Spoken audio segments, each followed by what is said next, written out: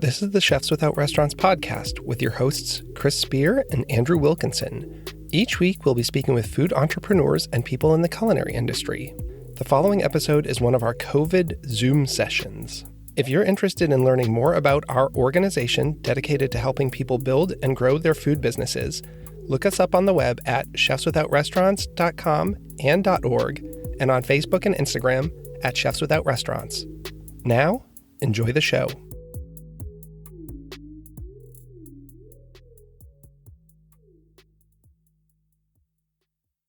This is episode 35 of the Chefs Without Restaurants podcast. So most of you know that this is Chris, and I've been flying solo for the past couple of weeks.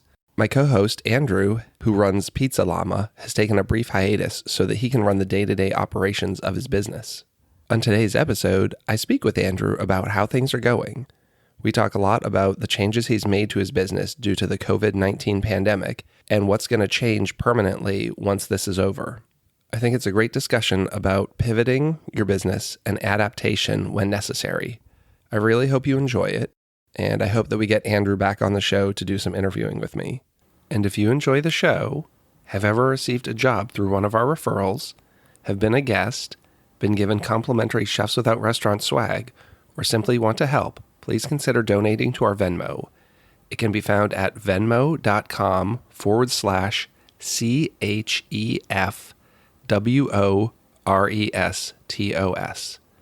Any help would be much appreciated, and feel free to let us know if you have any questions. Thanks so much, and have a great week. Welcome, everyone. This is Chris with the Chefs Without Restaurants podcast, and today I have a very special guest.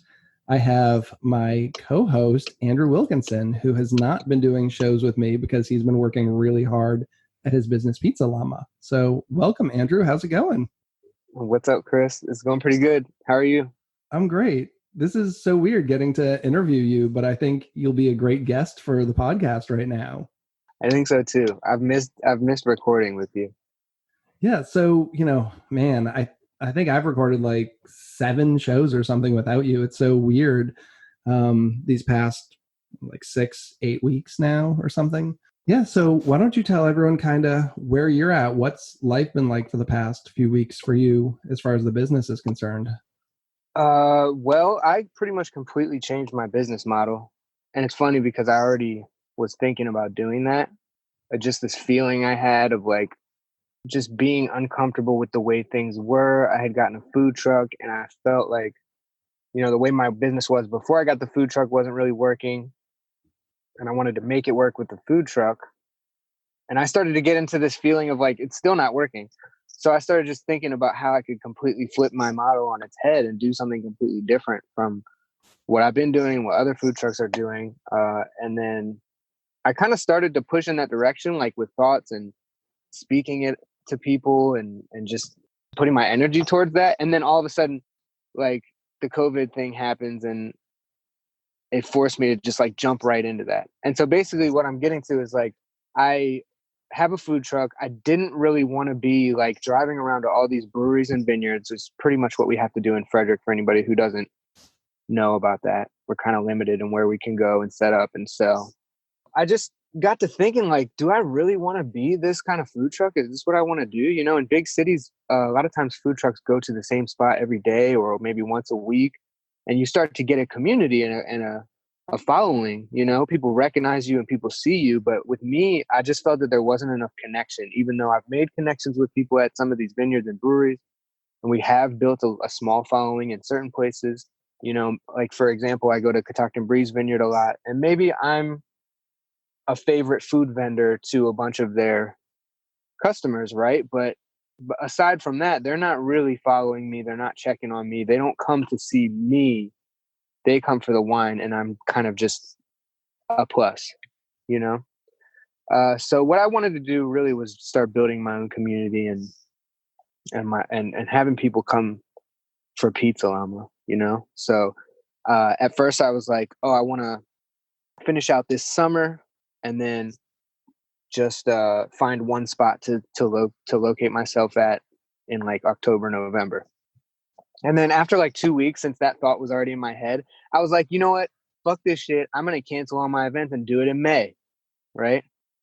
And I still have my trailer that I could travel around and do some of those events with and catering and stuff. But as far as the food truck goes, I was like, I'm just going to park it in May. And then before I could even cancel on anybody, oh, this happened. The pandemic happened. They started locking people down. So I had a couple events and I kind of foresaw it. I was like, this has been going on in China. We had cases here. And, the first restriction that I think Hogan put on us, I had a grand opening that I was doing and people were still coming outside, but I knew that wasn't going to last for another week. And then sure enough, the next week, there's no more events. So all of my events essentially have canceled on me, except for the ones like far out in the summer. And I guess I took a really long time of explaining that to say that I just parked my food truck as soon as this COVID thing hit us. I found a spot, parked my food truck there, and I've been operating 4 or 5 days a week ever since. So a long way of explaining that I changed my business model to moving around all the time and trying to find where the people were and hoping to make money, to parking myself in one spot and trying to get people to come to me. So you think you're going to stick with that? Like, let's say things get back to normal soon or whatever. Like, you're really planning on sticking with this staying in one spot model with the truck? You think that's going to work? Yeah, I think it's going to work for me because I've been doing something similar to what I would be doing with the food truck if I was moving around for so many years. And I'm just so burnt. Like, I want to spend time with my family in the summertime, In the summertime, I don't get to spend time with my family usually, like maybe once a week. And I'm so tired. Like, you just get burnt out. So I kind of, and also it's such a lull in the wintertime. Like, this winter was so rough for me.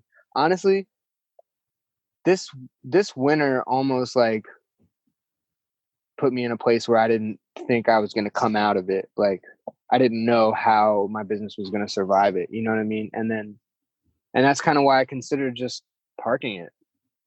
And this kind of like, I as soon as COVID came around, like I kind of looked at it as like an opportunity to be flexible, and just to change it up and be able to do that without costing a lot of money or, it's just me on the food truck and it's cool. I like it. I love it. I'm not going to change. I'm going to stay parked. One of the things I'm wondering is, I know right now, because of the situation, you're doing like call ahead and pickup, which isn't something you really did before. Is that something you could foresee like sticking with in the future to make maybe workflow a little easier? Absolutely. I mean, that's one of the reasons I like it. Is before people couldn't find us. Even the people who did follow us and want to have us, it's like hard to find us. I'm not the greatest at like promoting where I'm at. And even then, like, if somebody has to take like more than 5 seconds to figure out where you're going to be if they want your pizza, like you've lost them already. So if people just know where they can find me and when they can find me, Wednesday through Saturday, 4 to 7 p.m., Jug Bridge Brewery, right?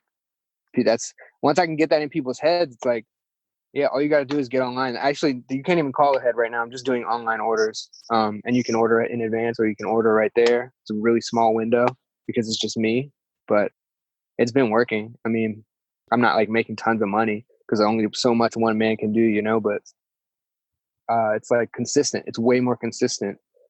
Yeah. So it's kind of a blessing in disguise for me. Yeah, I think it's interesting. I think a lot of people are looking at their businesses and figuring out how they can adapt to it. But just for me, I would love to be able to order pizza online and come pick it up. I mean, not that I'm afraid of waiting, but like I've come out to your truck and waited like 40 minutes to get a pizza before. And like maybe if everyone kind of called and scheduled their pickup time, like the lines wouldn't be as bad. You could manage your workflow a lot better. Yeah. Our volume is a lot less. I mean, and like I said, it's just me. So sometimes we would have like you've waited in huge lines to get our pizza before. And I've had 3 people working or something, but now it's just me. There's obviously not as much volume, but the fact that people can call ahead, I don't have to exchange money or really like do a lot of explaining or talking to anybody. And I'm just doing all this by myself. So, I mean, people aren't really waiting as long. I have it set up so when you order it, like gives me 30 minutes anyway, which is a lot if I'm not busy, but people tend to order at the same time. So like on Saturday, I opened at 4:30 and I got like 10 orders as soon as I opened. It was nice because I had 30 minutes as they were coming in. I'm like, okay, they know not to either pick up their pizza for 30 minutes, or if it's delivery, it's going to take a little longer than that. So are you currently doing delivery right now at all? Yeah. Yep. I'm signed up for like a bunch of the third party apps too. I just haven't activated. Like if you go on Grubhub and DoorDash, there's a menu on there that I actually didn't even put on. I guess they got it from Google or whatever they do. They like copied menus from other places and they're on there. But I've been so busy we're doing all this work by myself. I haven't really had a chance to update them how I want to. So I'm not active on those, and I'm sure that would bring some business in. But I just have a couple people that do deliveries for me. We do like no contact deliveries. We'll just leave on your step and give you a call or whatever. So you hoping to continue that? Yeah. I don't think anything that happens now, like I think very few things and adaptations that people are making are going to go away. Like the changes that people are making to their businesses, they might be more popular right now, but I don't think, obviously like when we open back up, people are going to want to like hang out and go to restaurants and come to my food truck and wait in line or eat outside at a picnic table or whatever. But I think everything that's happening right now is here to stay, like more mobile delivery, more online ordering, all that stuff is not going anywhere. Yeah, I don't know when I'm going to be ready to sit down in a restaurant. I'm still wearing a mask to go to the grocery store, and I'm still only going to the grocery store once a week at most, if not 2 weeks. Like, when are we going to feel comfortable sitting at a table? Because, you can't eat with a mask on, right? So you have to go into a restaurant and not wear a mask. I don't know. Like, I'm not ready for that yet. Yeah, me neither, really. But I know that we are like, there's a couple things I could say about this. One is that we're humans and we're like social, like people are already getting very antsy, and like, there's some people don't care about the orders or whatever. And like, I've seen people hanging out with like groups of people and or whatever. Because people are getting antsy. Like a lot more people I think are a bit more worried about it. I wouldn't suggest anybody go hang out in groups, but I think some people think it's going to last a little longer than it does. I think it should last for a while, but I also don't think that I don't know. Fear is a disease, right? And while I'm not saying that we shouldn't be fearful of all this, I don't want it to cripple people that I know or us as a society, because I don't think this is going to last forever. I think it's going to be a while though. Like, I don't know. I think there's still so much we don't know. I'm trying to figure out, looking at my business, are people going to start by doing parties in their homes because at least they can control the environment? Like maybe they're comfortable bringing 2 other couples over that they know really well and then just bringing me in, as opposed to going to a restaurant that has, a number of employees and a dozen other couples. I don't know. Or, yeah, or are they going to be totally sick with being in their house and just like want to go out at any cost?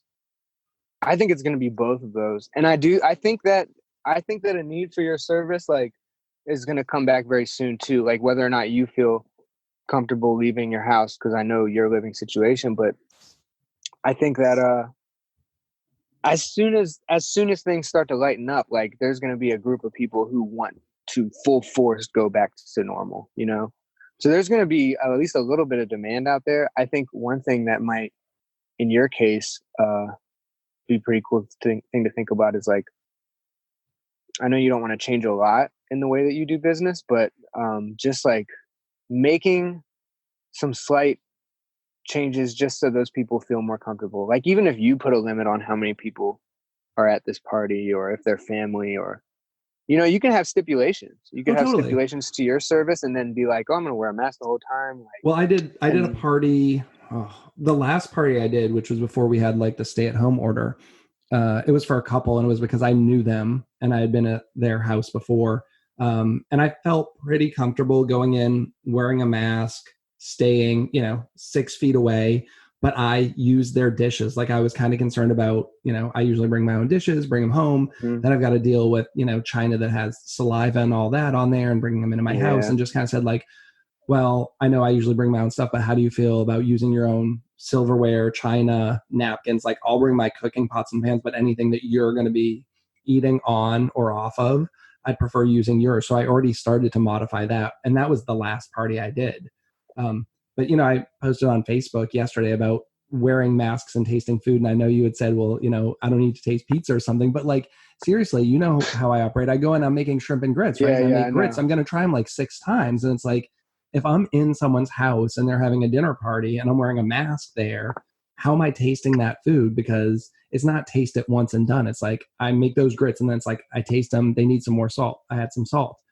Let them cook a little bit. And then it's like, oh, it needs some hot sauce. Like how many times do I take off my mask to try one dish? Or do you just say, right, I'm a good enough chef. I'm just going to wing it and not try anything, I think that's a little challenging. So maybe it was hard to convey in that question because people are like, you just do what you got to do or change your business model. It's like, no, like what I'm doing is cooking in people's homes. I can't be cooking like ahead of time. I'm not using a commercial kitchen. So I'm doing it there. And if I'm doing it there in front of them, how often am I taking off my mask to taste my food? And does that even matter? I was making a little fun in that question, but there's a lot of seriousness to it. Because I've thought about that, like not from a standpoint of where we're at currently, but me being like making food and like tasting it, because I think that's important. Like you can put a shitty pizza out, but there's really no way for you to taste somebody's pizza before it goes out. You only know what all the individual ingredients are, and like if you put too much salt on somebody's pizza, like there's no way for you to know that. Yeah. A lot of people don't salt pizzas, but you're making your sauce back at your kitchen, so you can be in your kitchen and not have a mask on and try your sauce. So you at least know that that's like where it needs to be, like hopefully tasting most of the components. And you have less. I mean, there's less variables, I feel like with what you're doing. Like you have a crust and sauce and cheese and toppings, which probably don't change that often. Right. No, they don't. So yeah, it's a little more quantifiable, I guess is the term I could use to like know what it's going to taste like without having to taste it all the time. But I do think that like in your case, like pulling your mask down and tasting it for a second is not like, I don't think that's creating a danger to anybody, unless somebody's like standing and hanging out with you while you're cooking, which you obviously wouldn't want anyway. No, just I to think pull your mask down it's and challenging. It's challenging and obnoxious is what I'm saying. Is like it gets to be tough, yeah. like having it on, and it's really like a big break in workflow, especially when sometimes you've got a lot going on. You got 4 pans on the stove and you're trying to do one thing like super quickly and something else isn't going to burn. It just seems like it's a lot more. And trying to figure out, I was just wondering what people were doing because there's still like really big fancy restaurants open with lots of employees putting out meals. And I'm assuming that they're trying their food. They're doing these big $100 like pickup dinners. Like they got to be trying it. And what are they doing in their kitchens? Although I've heard some chefs say you're not. I'm going to edit that out. No, I know what you're going to say. And I think maybe you shouldn't edit it out, is that some people aren't wearing the protective gear while they're cooking food. And I have to, I can look at that in 2 different ways. Like I kind of actually pride myself a bit on being like one of these gray area people. Like I don't see things. I guess I could be easily swayed with facts, and I also tend to like try and look at things from different perspectives. So I can see it 2 different ways. One is I like making pizza in a mask. It makes me feel like good, and I feel cool. Like I feel like I'm in Mortal Kombat or something.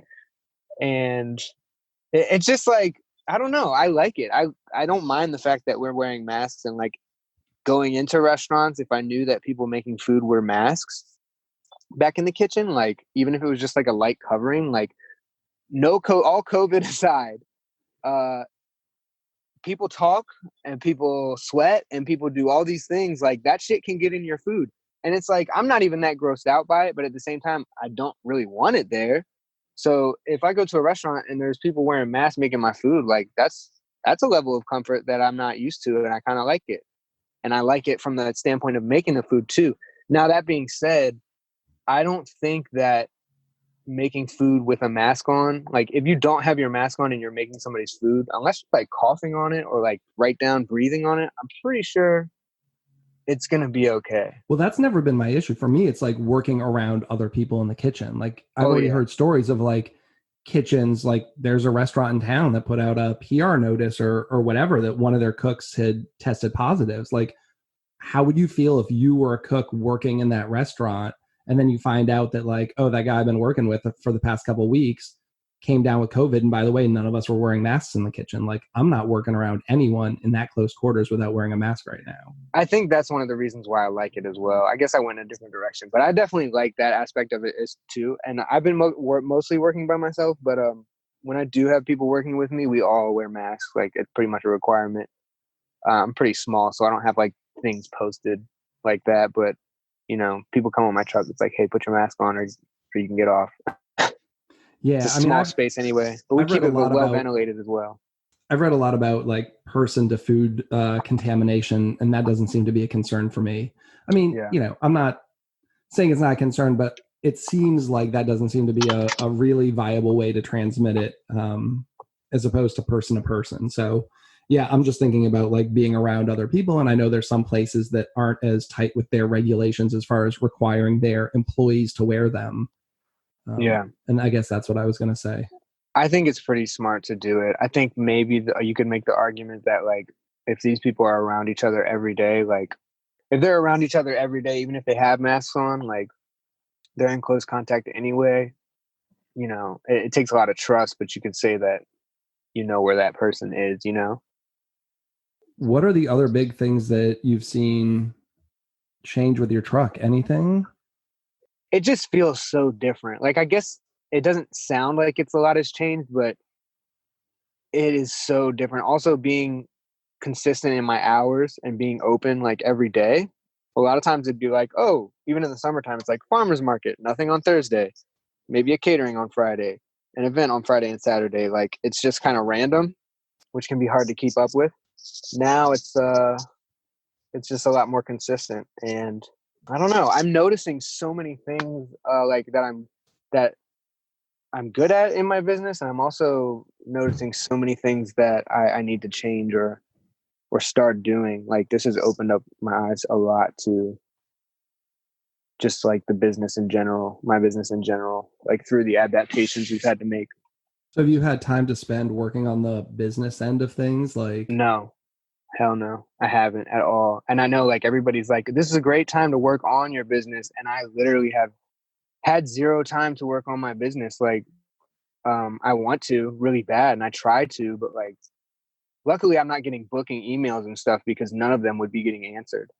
Like, my email, I can't even look at my schedule really anymore. I've missed like important calls already.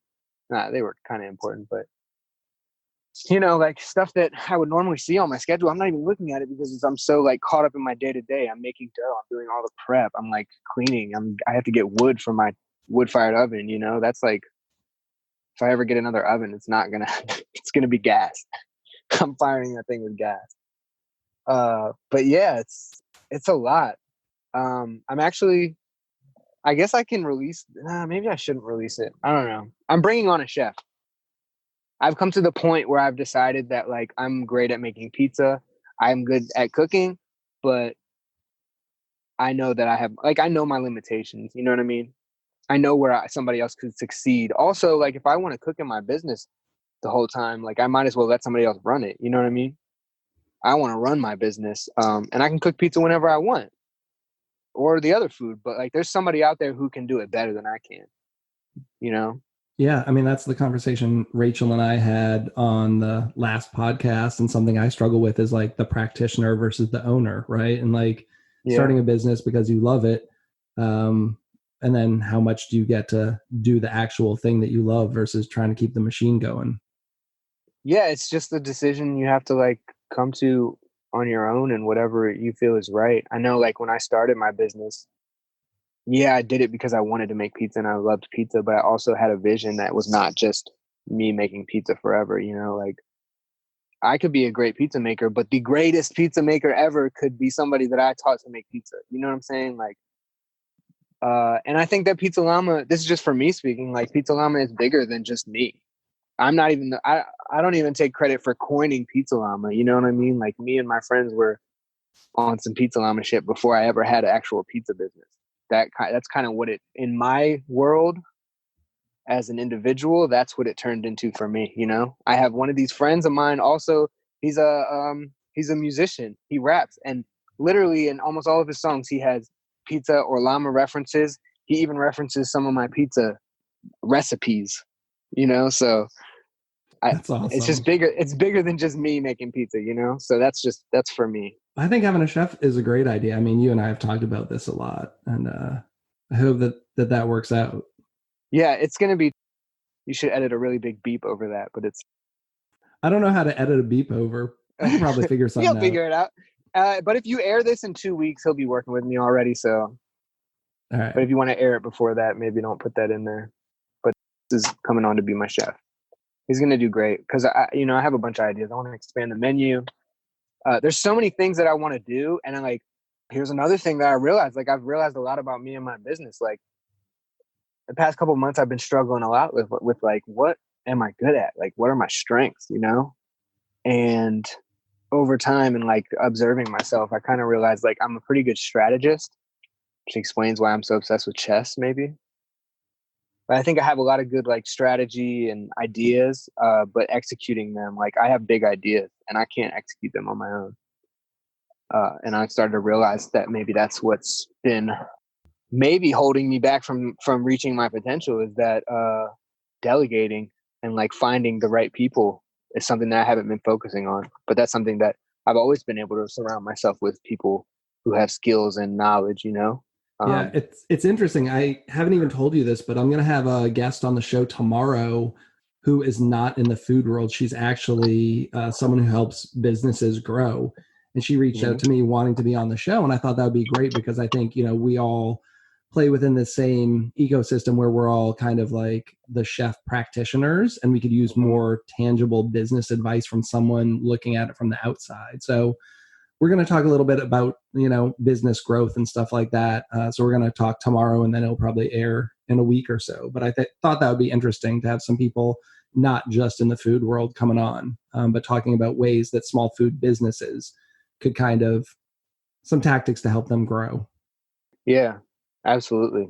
And that's the type of stuff like I can't wait to hear that episode because that's what I'm about right now. Like my mind is going wild right now of all the things that I want to do, but I'm like making dough and prepping, like everything I mentioned earlier, like, and then just making pizza and cleaning up. It takes up so much of my day by myself that there's just no way, you know what I mean? Like I can't put out a frozen pizza line all by myself and run this pizza shop food truck.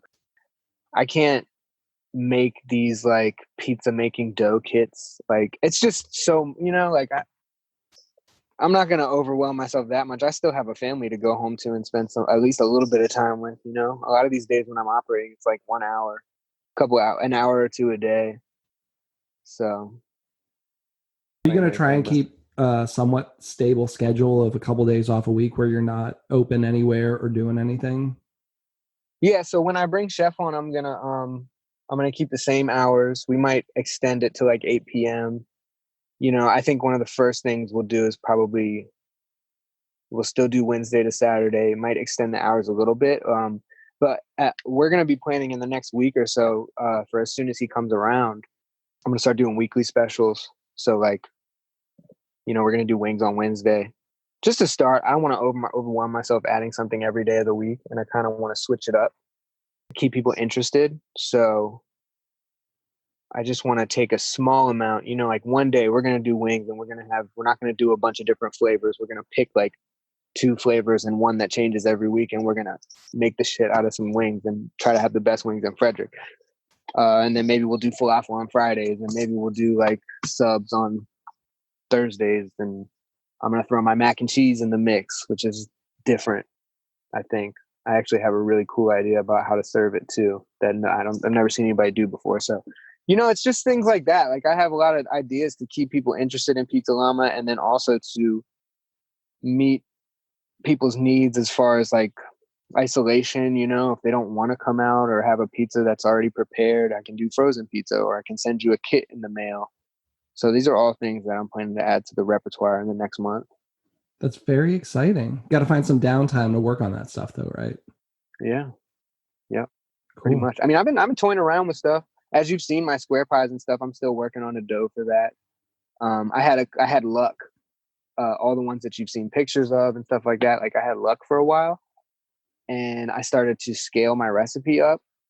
maybe a little too fast. I think I did like seven and sold them to like a couple friends and family one day. And then like earlier last week, I tried to make like 20 and it was an epic fail.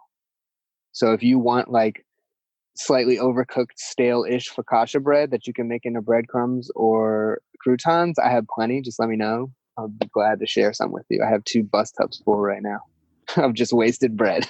But it doesn't have to go to waste, you know? Like I'm going to find something to do with it, but you got to give it a go. Yeah. Anything else for our listeners before we jump out of here?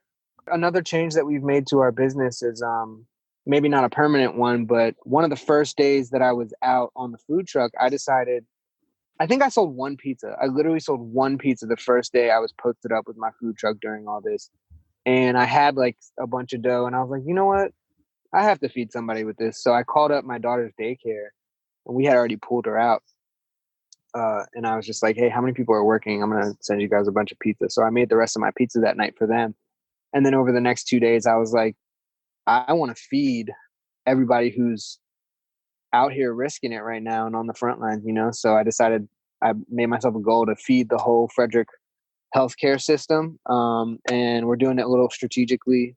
I'm working with somebody who works at the hospital to distribute the meals. So I'm not just bringing a bunch of pizza all the time to random people. Like we're hitting each unit and trying to show a little extra appreciation. And then we're taking sponsorships, which you can get on our online ordering site. You can also just reach out to me directly to sponsor like a specific unit at the hospital, or you can just do whatever you can afford as like 1 pizza. So I think that's a really cool thing that I picked up throughout all this. I'm like, it makes me super proud to be able to serve these people, and the support that I've gotten for all of it is pretty awesome. So that's really awesome. I've seen a lot of that, and it looks like you're getting a lot of support in the community. So I love that. And, you know, my wife works for Frederick Memorial Hospital, and seeing so many people at the hospital getting pizza, love it. Keep trying to support local and like support each other, you know, like I've been more so than ever trying to like support local people. Me and Boxcar Burgers, like we trade all the time. I'm selling Sweet Farms ginger beer right now until they run out of stock. I've been trying to get produce from local people, which I've always tried to do, but sometimes it's just so easy to get it from Food Pro or whatever. But I don't know, maybe I'm just like trying to put an extra effort into like supporting the local economy. And I think everybody should try to do that. Yeah. I mean, that's been recurring conversation on this show is like, you know, I've seen a lot of people moving towards getting their produce locally and their meats and stuff. You know, they don't want to go to Wegmans and, you know, they can't even find what they need when they get there. So they're going to the local farms, and I'm hoping that continues. And the same with small restaurants. You know, we're still out there. You guys are still out there. I'm hoping people come get pizza from you instead of Domino's. Me too. Like you were saying, like we need awareness. So I need to step up my marketing game. That's another thing that I'm planning on doing. I was probably going to launch a little campaign like a week before it comes on and start marketing a lot more with Pizza Llama, because I think, you know, we need some more awareness. We will push that out there as well through this show. Well, thank you. Right on. Well, I miss having you on the show. And we'll have to get you on some of these, like we'll do Zoom 3-ways or something when it works. Yeah. I mean, I'd love to. And I'll let you know whether or not I can make it. Great. And I'll be by for some pizza soon. So thanks to all our listeners. This is Chris and Andrew with the Chefs Without Restaurants podcast. As always, you can reach us at chefswithoutrestaurants.com and .org and on all social media platforms. Thanks and have a great week. Thanks, y'all. Peace. Love you. Thanks for listening to the Chefs Without Restaurants podcast. And if you're interested in being a guest on the show or sponsoring a show, please let us know. We can be reached at chefswithoutrestaurants@gmail.com. Thanks so much.